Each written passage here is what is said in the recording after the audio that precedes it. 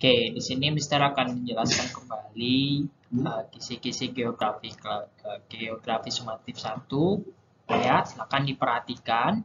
Ya, semoga kisi-kisi ini bisa membantu kamu pada saat sumatif nanti minggu depan. Oke, yang pertama, ya kalian bisa lihat ada 7 kisi-kisinya. Yang pertama itu ya secara pengertian, ya kamu harus tahu ya pengertian geografi itu apa, ya.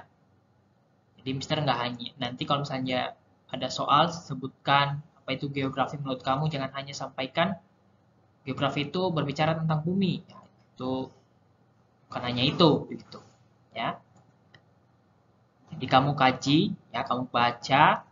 Misalkan nih ada satu ahli bilang secara Ferdinand van Richthofen, ya mengatakan bahwa geografi itu berbicara tentang gejala dan sifat di permukaan bumi. Ya. Itu menurut pribadinya. Nanti setelah membaca beberapa definisi dari beberapa ahli, ya kamu sampaikan menurut kamu geografi itu seperti apa. Ya, secara pengertian kamu harus tahu ya ini kisi-kisinya. Ya.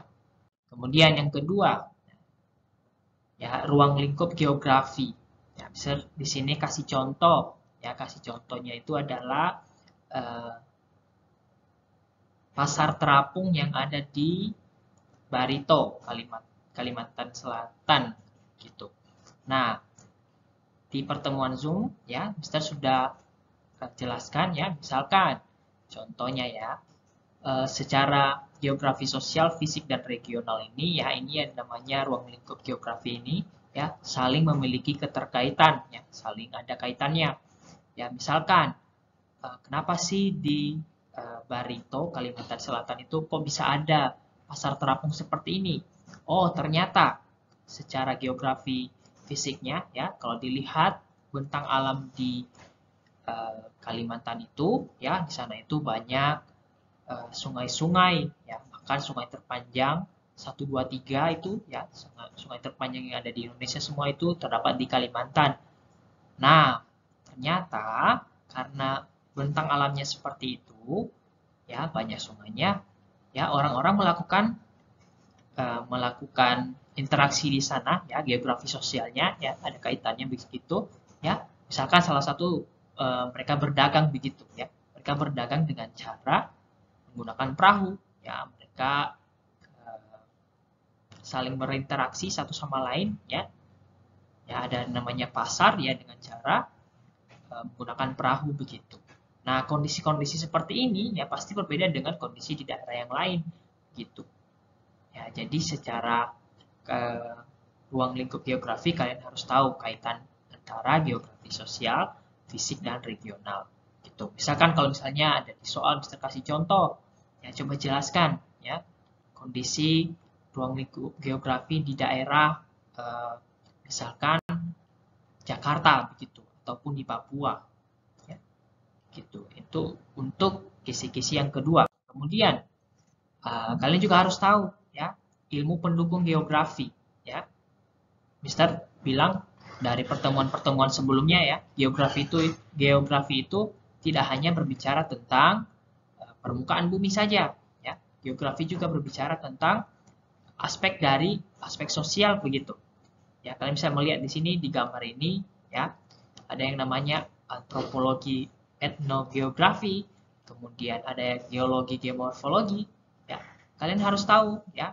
Kalian mulai belajar ya beberapa ilmu pendukung geografi. Dari PPT yang Mister kirim sudah ada Mister bikin begitu. Ya, kalian bisa lihat yang namanya itu apa itu yang dimaksud dengan geomorfologi, apa yang dimaksud dengan klimatologi gitu. Ya. Jadi Mister akan tanyakan ya beberapa ilmu pendukung geografi ya di soal sumatif nanti gitu. Kemudian yang keempat ya. Nah, ini yang kemarin yang kalian diskusikan ya. Ada 4 pendekatan geografi ya, ada pendekatan keruangan, ekologi, historis, sistem dan juga kalau misalnya ini ada istilah-istilah yang baru ya. Jadi boleh ya. Boleh kalian pelajari ini juga ya, kembali kalian pelajari dan harusnya ini udah familiar di kalian karena kita sudah bahas pada saat diskusi gitu. Kemudian yang kelima, ya, fungsi dan tujuan pembelajaran geografi dalam kehidupan manusia. Ya, kalian bisa pelajari juga apa sih, kenapa sih kita harus belajar geografi. Ya harusnya di pertemuan pertama ini sudah kalian kerjakan. Ya, ada video yang Mister kirim. Dari video itu kamu menyimpulkan kenapa kita harus belajar geografi. Kemudian dari kisi-kisi yang keenam ya tentang prinsip geografi. Ya, ini ada 4 prinsip geografi. Yang pertama, prinsip penyebaran atau distribusi, kemudian interrelasi, deskripsi, dan kronologi.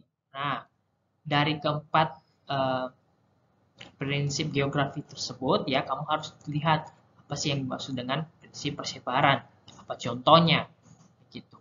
Nah, misalkan Mister kasih contoh di sini, ya. Di Indonesia sendiri ya, ada yang namanya itu persebaran, ya perbedaan antara 3 wilayah waktu. Ya.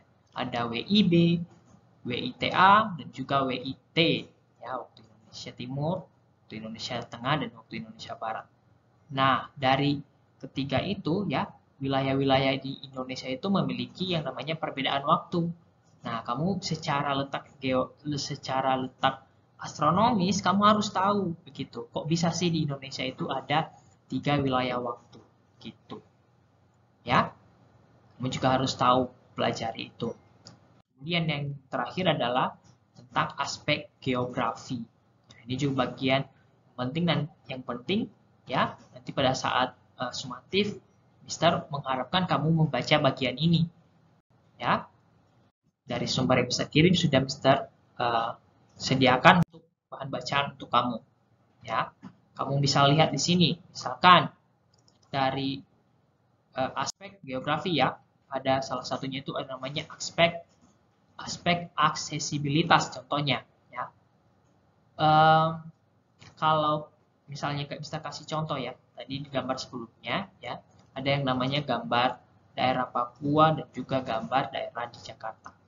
Nah, kondisi di daerah Papua ya, secara aksesibilitasnya ya, keterjangkauannya ya, itu sangat terhambat begitu dibandingkan di Jakarta. Kalau di Jakarta itu ya bisa dikatakan bahwa itu sudah satu tempat yang dimana kita bisa menjangkau dengan mudah begitu. Ya, kita mau ke tempat buat beli buat ke tempat buat ke pasar itu bisa, ke rumah sakit bisa. Sedangkan di Papua ya, di wilayah Papua sampai sekarang masih susah ya, masih ada tempat-tempat yang buat menjangkau tempat-tempat tertentu sangat sulit begitu ya.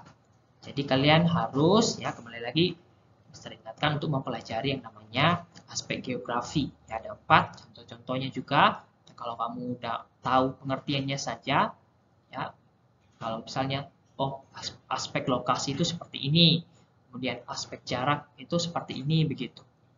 Ya, jadi dari ketujuh kisi-kisi ini, ya sekali lagi ya dari bahan yang Mister berikan, Mister sangat berharap kamu mempelajarinya, kamu mempersiapkan diri untuk sumatif minggu depan.